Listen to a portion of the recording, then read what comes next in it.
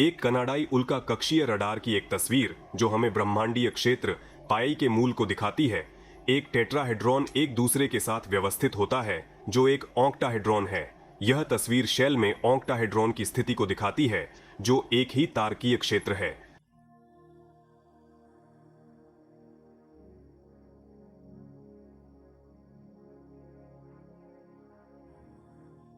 दोनों पिरामिड चुंबकीय होने चाहिए। यह आकर्षण का मूल कारण है और तथ्य यह है कि प्रकाश ऊपर की ओर झुकता है जो प्रयोगात्मक रूप से सिद्ध होता है। इसे गोले के केंद्र में खींचा जाता है। कूलम्ब बल गुरुत्वाकर्षण है। यदि आवेश संकेत अलग है तो यह प्रतिकारक बल है। यदि आवेश प्रतीक समान है तो यह देखते हुए कि पिरामिड एक दूसरे से जुड़े नहीं हैं और वे ढह नहीं रहे हैं, उनके आवेश प्रतीक समान हैं और वे एक दूसरे को पीछे हटाते हैं। पिरामिडों के बीच एक शून्य है। शून्य चुंबकत्व पूर्ण संतुलन, चुंबकीय संतुलन और एकाग्रता का स्थान है।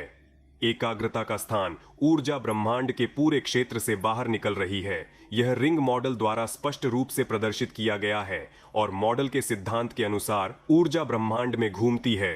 सब कुछ केंद्र से शुरू होता है, सब कुछ केंद्र में वापस जाता है, शुरुआती बिंदु पर वापस जाता है। एक बंद प्रणाली सब कुछ संचार करता है, पार करता है और केंद्र में ध्यान केंद्रित करता है।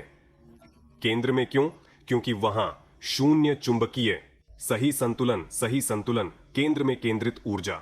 यह मुख्य रूप से दो शब्दों वाला ईथर है जो उन लोगों के लिए है जो ईथर के बारे में बिल्कुल भी परवाह नहीं करते हैं। तो पिरामिडों के बीच एक अदृश्य ईथर ऊर्जा एकाग्रता होना चाहिए। स्पष्टता के लिए मैं एक स्टाल की तस्वीर दिखाऊंगा। ये दो टेट्राहेड्रॉन हैं। इन दो टेट्राहेड्रॉन के बीच ईथर ऊर्जा एकाग्रता शून्य है।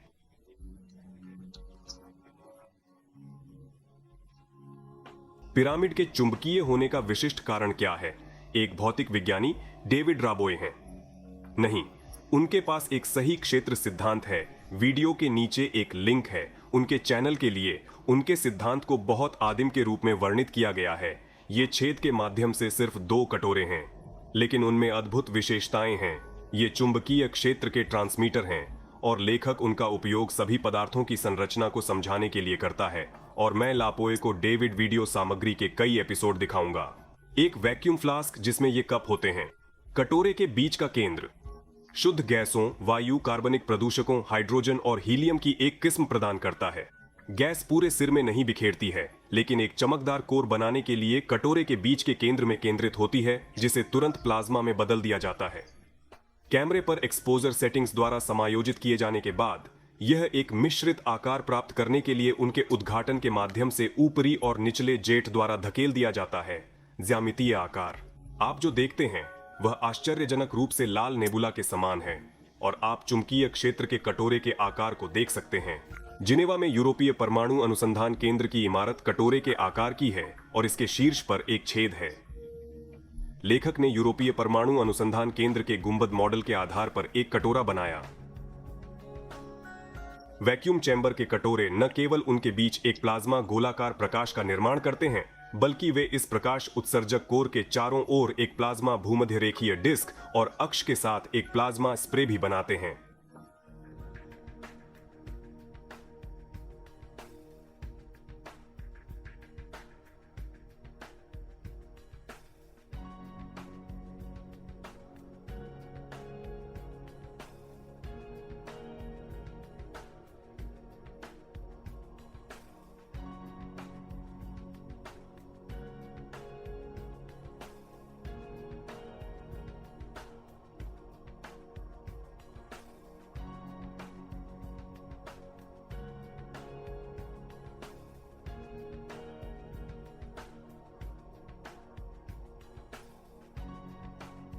स्टील गैर चुंबकीय गेंद को कटोरे के केंद्र में वजन पर रखा जाता है।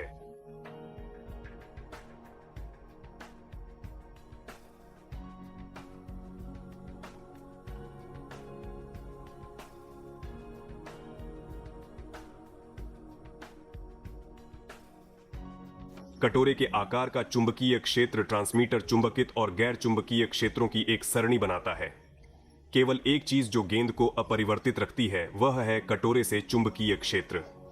कटोरे के आकार का चुंबकीय क्षेत्र प्रत्येक स्टील की गेंद में चुंबकीय क्षेत्र को प्रेरित करता है।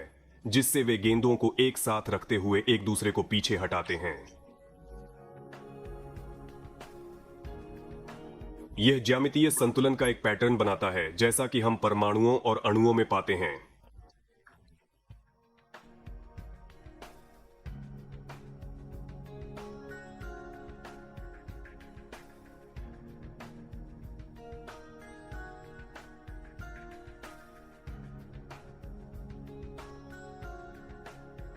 स्टील की गेंदों को पटरियों में विभाजित किया जाता है।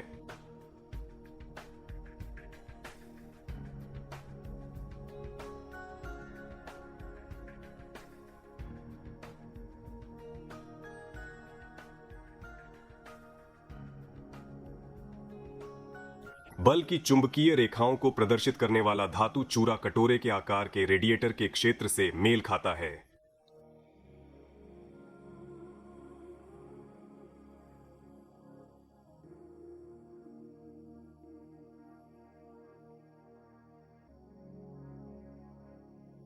कटोरा और गेंद इसके उद्घाटन हैं, और एक बार जब कटोरे का संतुलन टूट जाता है तो इसे घनीभूत रूप से बाहर धकेल दिया जाता है।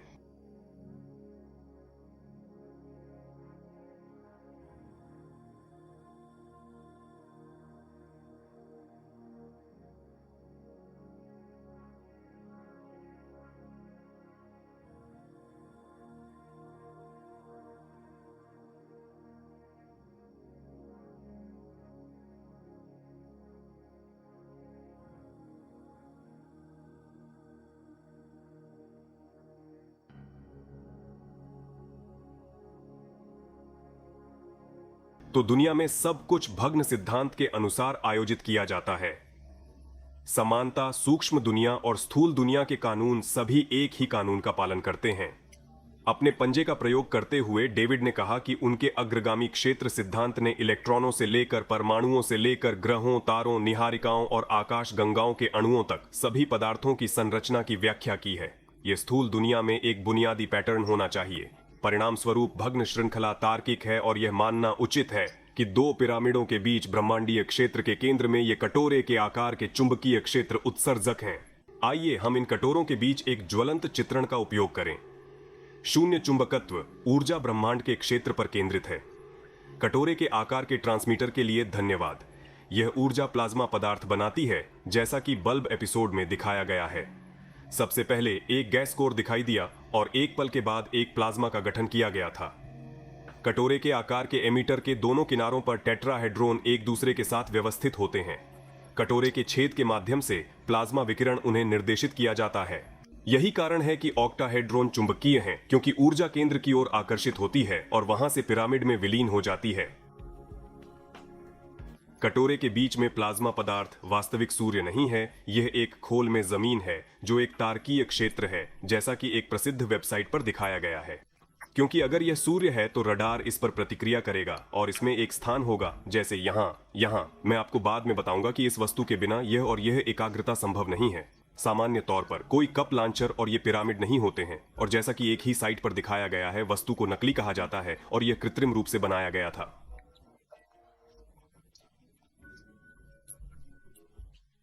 आदर्श परिस्थितियों में यह मौजूद नहीं होना चाहिए। पिरामिडों के बीच एकाग्रता मौजूद है, और यह इन वस्तुओं, उनके गुणों के कारण ठीक है कि उनके बीच एक शून्य है। यह एक गोले के केंद्र में ईथर की एकाग्रता है, एक अदृश्य ऊर्जा द्रव्यमान हमारे चारों ओर की एकाग्रता की तरह, जहां यह एकाग्रता प्लाज्मा में परिवर्तित हो जाती है। इन नकली वस्तुओं को हटा दें और थक्का फैल जाएगा। इस साइट के लेखक इस बात पर भरोसा करते हैं कि यह स्पष्ट नहीं है कि एक वास्तविक सूरज एक ऑक्टाहेड्रोन में बंद है। शायद यह उसका भ्रम था, शायद उसकी गलतफहमी थी। उसका चेहरा और उसका नाम सोलार कुछ प्राचीन शैल शिलालेखों के बारे में स्पष्ट नहीं था जहां ये शिलालेख थे। सौर ऊर्जा एक अंग्रेजी शब्द है जो अनुवाद में सूर्य की तरह लगता है, और इससे अधिक कुछ नहीं। उदाहरण के लिए सौर मंडल के ग्रह, कार्यालय, सौर प्रणाली, और सबसे महत्वपूर्ण बात, जब मैं सहमत था कि ब्रह्मांड के केंद्र में किसी प्रकार की छिपी हुई सौर ऊर्जा है, तो मैं लंबे समय से पुनर्विचार कर रहा था और कुछ भी अस्थिर नहीं था। कुछ खोला गया था, पुनर्विचार किया गया था, और वैसे मेरे पुराने चैनल पर अवतल भूमि के बारे में देखने के लिए कुछ भी नहीं था, और वहां कुछ भी प्रासंगिक नहीं था। अगला, आइए उस एपिसोड को याद करें जहां कटोरे के आकार के ट्रांसमीटर ने नाभिक के चारों ओर एक प्लाज्मा भूमध्य रेखीय डिस्क का गठन किया था।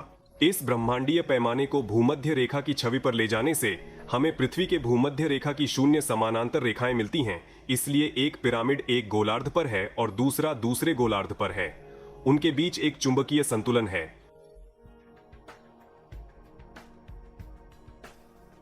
आइए उस एपिसोड को याद करें जहां स्टील की गेंद कटोरे के आकार के लांचर के चारों ओर लटकी हुई थी। इस ब्रह्मांड के पैमाने को आगे बढ़ाते हुए हमें पृथ्वी के भूमध्य रेखा के ऊपर स्थित एक भूस्थैतिक कक्षा मिलती है जिसमें शून्य अक्षांश होता है और उपग्रह कक्षा में निलंबित हो जाते हैं। कटोरे के आकार का चुंबकीय क्षेत्र ट्रांसमीटर भी साबित करता है कि ब्रह्मांडीय क्षेत्र का कुंडलाकार चक्र उचित है। ब्रह्मांड एक विशाल वलय है जिसे विभिन्न देशों के मिथकों में विभिन्न भिन्न ब्रह्मांड का वृक्ष कहा जाता है। विकिपीडिया, डोरी फॉर पाल्स, विश्व वृक्ष का पुराण, डाउरीज फॉर पाउंड, विश्व वृक्ष बॉडी फॉर ताइस, विश्व वृक्ष नॉरी चोपान्स, जो ब्रह्मांड के सभी क्षेत्रों को एकजुट करता है, नॉरी फॉर फान। सामान्यतः इसकी शाखाएं आकाश से संबंधित हैं, डोई फॉर पान। इसकी धड़ पृथ्वी से संबंधित है, ओडी टालालिस। इसकी जड़ें स्लाव पुराणों के अधोलोक से हैं, डोरी फोर्टिफान। जीवन का वृक्ष विश्व का वृक्ष है। पूरे ब्रह्मांड की धुरी और दुनिया के प्रतीक पेड़ का मुकुट अपनी जड़ों तक पहुंच गया। प्राचीन मिस्रियों की भूमि पर यह विशाल सुनहरा पेड़ आकाश के खिलाफ खड़ा था और माया ने ब्रह्मांड के केंद्र में दुनिया का एक अद्भुत पेड़ रखा। ग्रीक लोक परंपरा का मानना है कि एक पेड़ पृथ्वी का समर्थन करता है।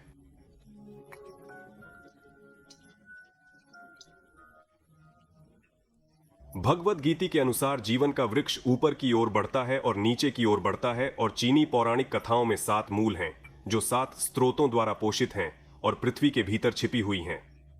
और इसकी 7 शाखाओं ने 7 दिनों तक ईश्वर के विश्राम स्थल हनोक 2 और जीवन के वृक्ष पर स्पर्श किया है। जब ईश्वर स्वर्ग में प्रवेश करता है तो यह वृक्ष अपनी अवर्णनीय धूप का उपयोग करता है और संसार के वृक्ष की पौराणिक कथा लोगों को उस छल्ले के बारे में एक दृष्टांत देखने के लिए प्रेरित करती है जिसमें जीवन का जन्म होता है। 2 और रोमियो 11:36 में ऐसा ही है, क्योंकि सब कुछ उनके और उसके लिए है।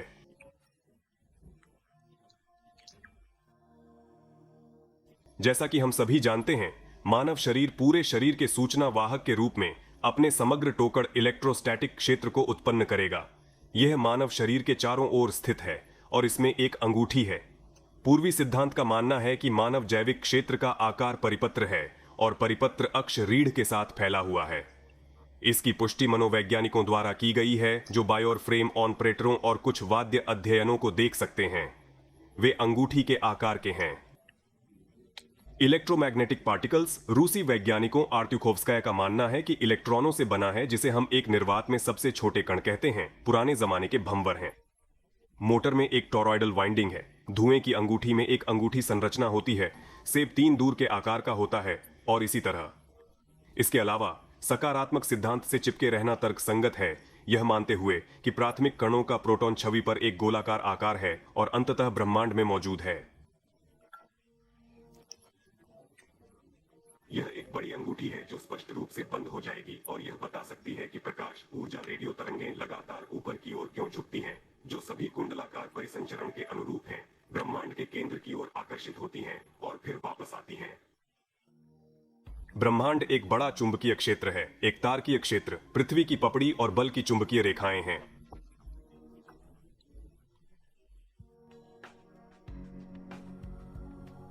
चुंबकीय क्षेत्र केवल एक की मात्रा के साथ एक ही टोरस है।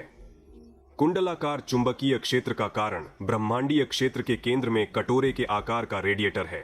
यह ध्यान देने योग्य है कि अनुमानित क्षेत्र सिद्धांत कुछ हद तक क्रिस्टल क्षेत्र सिद्धांत को प्रतिध्वनित करता है, जो ऊपर से नीचे, बाएं से दाएं और पीछे की ओर जाता है। केंद्र में एक सकारात्मक रूप से चार्ज किए गए उद्धरण, एक चार्ज परमाणु होता है और अक्ष के साथ 6 नकारात्मक चार्ज लिगेंड द्वारा आकर्षित होता है। इसलिए ब्रह्मांड का केंद्र शून्य पर केंद्रित है। ऊर्जा एक ऑक्टाहेड्रल गाद क्षेत्र बनाती है। यह एक ऑक्टाहेड्रॉन है जिसका केंद्र एक कोर है। लिगेंड्स में उनके चारों ओर एक नकारात्मक क्षेत्र होता है और जब वे उद्धरणों के साथ अभिसरण करते हैं तो वे गोलाकार ऊर्जा बुलबुले बनाते हैं। केंद्रीय कटियन के चारों ओर एक ऑक्टाहेड्रॉन क्षेत्र, यह आगे ब्रह्मांड के निर्माण को समझता है। हमारे पास एक गोलाकार पृथ्वी, एक गोलाकार तारकीय क्षेत्र, एक गोलाकार खगोलीय क्षेत्र क्यों है? 3846 में जब मैं पृथ्वी के आधार की गणना करता हूं तो मुझे बताएं, यदि आप जानते हैं तो इसे किसने मापा यदि आप जानते हैं, या उस पर पत्र किसने खींचा, इसकी नींव क्या है या इसकी आधारशिला किसने रखी है?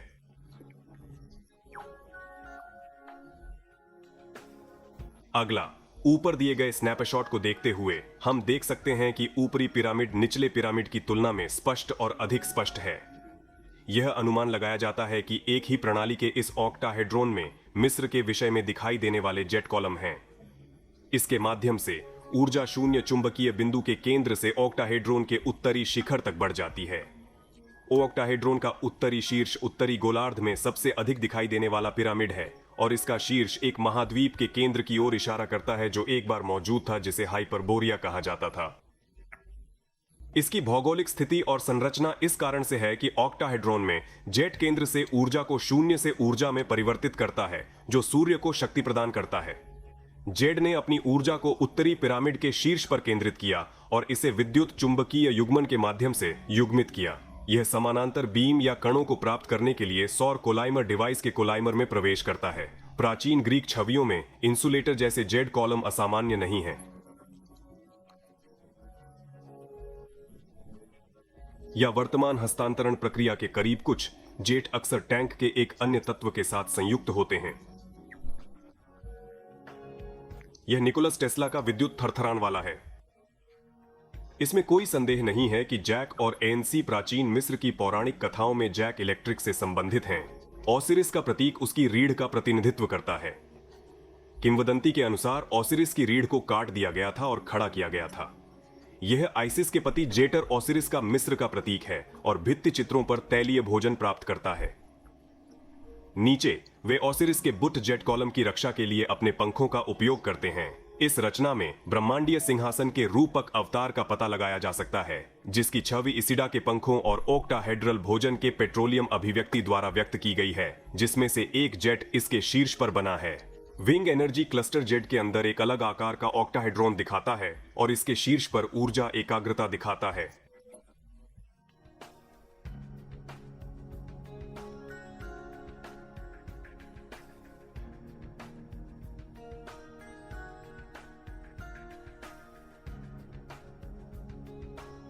नीचे टेस्ला ट्रांसफार्मर है, जिसे ऊर्जा वितरित करने के लिए डिजाइन किया गया है।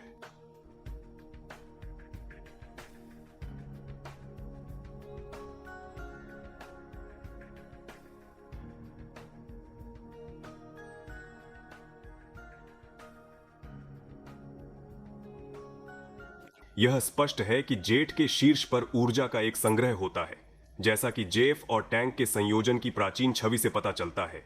इसके शीर्ष पर सूर्य के समान एक गोला होता है, जिसमें से ऊर्जा कैथोड में प्रवेश करती है, अर्थात सौर जेट, एनोड सौर जेट, ऊर्जा ट्रांसमीटर, सूर्य, रिसीवर।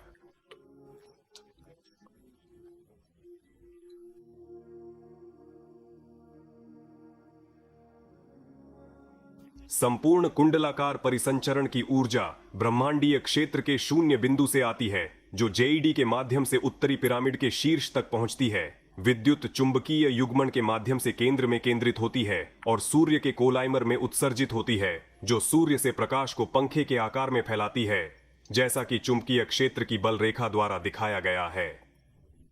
यहां पंखे के बल की रेखा है और यहां सूर्य का प्रकाश कैसे यात्रा करता है। क्योंकि इसमें एक कटोरे के आकार का चुंबकीय क्षेत्र, ट्रांसमीटर और ब्रह्मांडीय क्षेत्र के केंद्र में दो पिरामिड हैं। सब कुछ बल की चुंबकीय रेखाओं पर घूमता है। हम एक ही बड़े चुंबकीय क्षेत्र में रहते हैं, फिर प्रकाश क्षेत्र के एक हिस्से को कवर करता है और जहां यह आता है वहां लौटता है, एक परिपत्र परिसंचरण की तरह दिखता है। इस प्रणाली की प्रतिभा को महसूस करते हुए सूर्य ने कितना भुगतान किया, इसे एक बंद प्रणाली, एक अत्यंत तर्कसंगत प्रणाली मिली।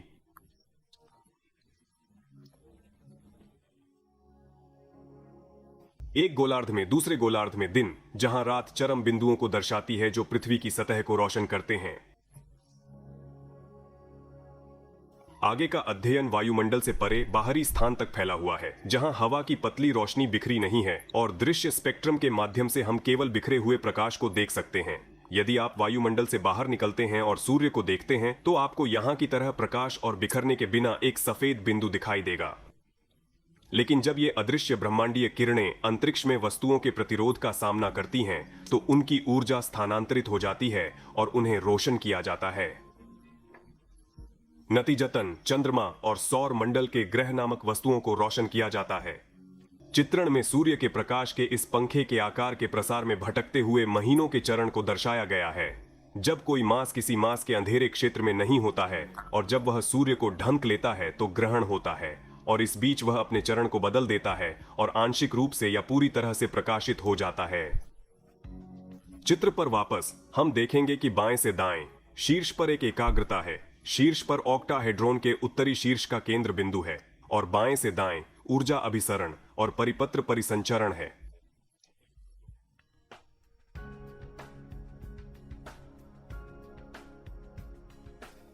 सूर्य की परिकल्पना के अनुसार यह पीठ पर एक अंधेरे गोलार्ध के साथ एक परवलयिक डिस्क है जो जेड के ऑक्टाहेड्रॉन से विद्युत चुंबकीय कनेक्शन प्राप्त करता है।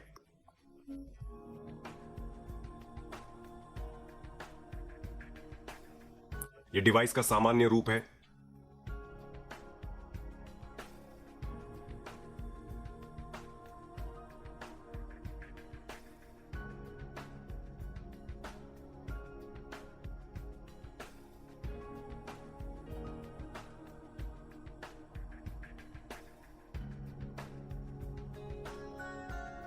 प्रसिद्ध जेट फैबल्स का स्क्रीन सेवर माउंट ओलिम्प पर केंद्रित है जो इसके शीर्ष पर ऊर्जा समूह है और सूर्य का रोटेशन चुंबकीय विगलन से प्रभावित होता है। यह सूर्य को कर्क रेखा और कर्क रेखा के दो चरम बिंदुओं पर तारकीय क्षेत्र की कक्षा के साथ धीरे धीरे सर्पिल करने के लिए प्रेरित करता है जो सामान्य चुंबकीय बल है, और सूर्य इन चरम बिंदुओं के बीच सर्पिल रूप से चलता है और हर 6 महीने में उन तक पहुंचता है जब सूर्य कर्क रेखा पर होता है।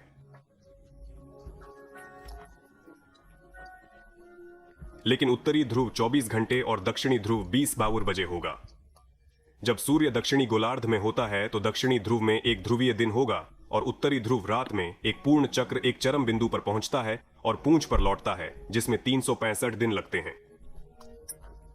सूर्य के ध्रुव कर्क रेखा और कर्क रेखा क्यों हैं? कोई और कम नहीं, जाहिर है कटोरे के आकार का ट्रांसमीटर चुंबकीय क्षेत्र का एक सीमक है जिसमें सूर्य चलता है।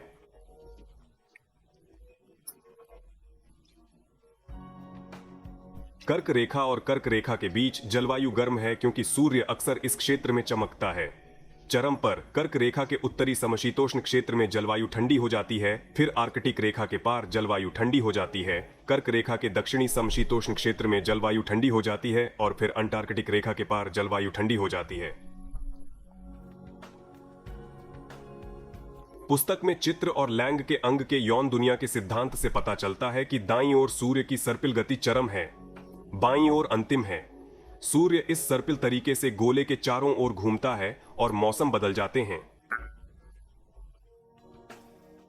यह सर्पिल गति हो रही है जैसा कि ऊपर उल्लेख किया गया है उत्तरी और दक्षिणी उष्णकटिबंधीय के बीच। फोटोग्राफर ने वैक्सीन के एक निश्चित बिंदु से सूर्य के 6 महीने के सर्पिल आंदोलन को फिल्माया। जहां तक सूर्य का संबंध है, मेरे पास 2 धारणाएं हैं। एक, यह एक तंत्र के समान कुछ हो सकता है, अर्थात एक स्पॉटलाइट जिसके अपने तत्व हैं और बाघ की हमले की प्रक्रिया जेड से ऊर्जा प्राप्त करती है, इसे काम करती है, अपने तत्वों को सक्रिय करती है, जैसे कि नेटवर्क 2 में बल्ब। मान लीजिए कि सूर्य एक लेंस हो सकता है, बस एक लेंस जिसमें कोई प्रक्रिया नहीं है। यह एक अर्ध उत्तल लेंस है जो जेड के ऑक्टाहेड्रॉन से ऊर्जा को अवशोषित करता है। यह सिर्फ खुद को बढ़ाता है और फैलाता है। यह ऊर्जा का रंग है।